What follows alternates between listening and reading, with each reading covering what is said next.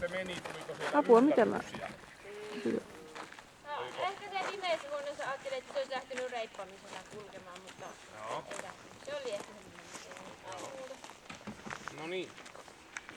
Kokonaisuutta ensin ajatellaan, niin se meni testin ihan mukavasti lävitte. Pikkusen sieltä lähtee tuo terävyys vielä, siihen vaikuttaa toki ikäkin, niin se lähtee vielä pikkusen pelon kautta. Eli se lähtee niin pelkoaggressiolle aika helposti. Ja se aiheuttaa nyt sen, että sillä ei ole ihan se aggressioalue hallinnassa. Että se tekisi hallitusti niitä aggressioita. Myös tuossa seinässä niin se pyrki muualle ja yhtäkkiä rässäytti sieltä semmoisen hyökkäyksen ja siinä otti terävyyttä käyttöön. Se on juuri sen merkki, että se ei ole semmoista, että se tajuaisi, että mulla on työkalupakissa aggressio, otetaanpa tämä käyttöön ja vastataan aggressiolla ja sitten palauttaa siitä. Se palautuu silti hyvin niistä. Mutta kannattaa muistaa, että se tekee hyvin nopeat päätökset sitten, kun se tekee. Ja se voi käyttää sitä terävyyttä hyödykseen jossakin vaiheessa. On jossain määrin. No niin, hyvä jos on tiossa. Laukaus varma, siinä ei ole mitään ongelmaa. Se räävöitti itseänsä laukausten suuntaan. Luokse päästävä aavistuksen pidättyväinen. Eli ei tule ihan suoraan, niin ihan reilusti, vaan se pikkusen katsoo, minkälainen se tyyppi on ennen kuin se tulee. Ja käväsee äkkiä, lähtee pois. Ja sitten kun se huomaa, että tässä ei ole mitään, sitten se rauhoittuu vasta. Se on vain pieni siellä, niin kuin sanakin on aavistus, ei mitään muuta. Eli vähän ujo, jos sanoo sen tällainen kansanmaisesti. Sitten kovuusmuisti, haalarikoihan sitä mittaa.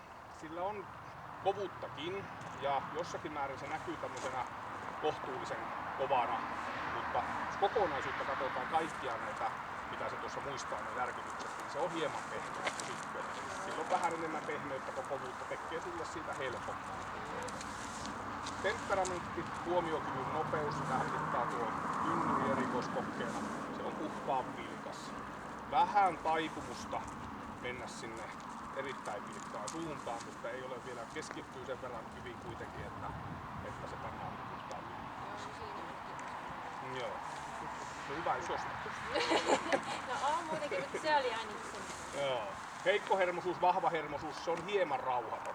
Eli näkyy lähinnä puhaltamisena, juuri semmosena, että se tekee liikehintänä, joko sitä alkaa hermostuttamaan, eli painetta kun tulee vähän. Mutta hyvät arjen hermot, ei niinku mitään hätää ole siltä osin. Taisteluhalu, eli kuinka se nauttii tappelemisesta. No se, siellä näkyy sitä nauttimista, mutta sitten tulee toiseksi se uskallus. Eli uskaltaako se tehdä, että kun lähtee kuormittamaan, niin se ei vielä ihan uskalla alkaa tappeleen vastaan, vaan se antaa niissä periksi sitten, kun pitäisi ottaa oikein kunnon tappeluvaihe päälle. Mutta yltää ihan puhtaasti tuohon +2 kohtuulliseen, ei mitään hätää. Puolustushalu, kuinka se puolustaa sinua itseään laumaansa, no se näytti, että halua on. Palautui hyvin siitä, vaikka otti tosissaan, siinä näkyy jo vähän se terävyyskin. Se on kohtuullinen, hillitty, paras mahdollinen +3. Sitten terävyys, eli kuinka se suhtautuu aggressiivisesti, kun sitä uhataan, no sillä on kyky siihen. Niin kuin sanottu, se ottaa aggressiota käyttöön, mutta vielä ollaan siellä epävarmuuden kautta aggressiossa. Että se ei vielä ihan hallitse sitä juttua niin kuin pitäisi. Mutta paras mahdollinen tässäkin palautui tosi hienosti tuossa seinässä, ei ollut mitään ongelmaa sen suhteen +3. Ja sitten toimintakyky, rohkeus. No sitä nyt taisi olla pikkusen lisää. Ikäkin vaikuttaa, ei mitään, se totta kai tulee jään myötäkin. Paljon hyviä tämmöisiä hallittuja esimerkiksi reagointiharjoituksia, ne veisi sitä eteenpäin. Mutta yltää tuohon +1 kohtuulliseen, eli plussalle ihan huolella. Ja näitä kun me täältä ynnäillään, niin miinukseen ei tullut mistään ja loppupisteet on 159 ja tämähän on rotu, joka on sen anonut viralliseksi, niin se on hyväksytty testi. Joo. Ja silloin ilmeisesti sait valioarvoisille sait. Joo. No niin, onneksi olkoon. No, kiitos.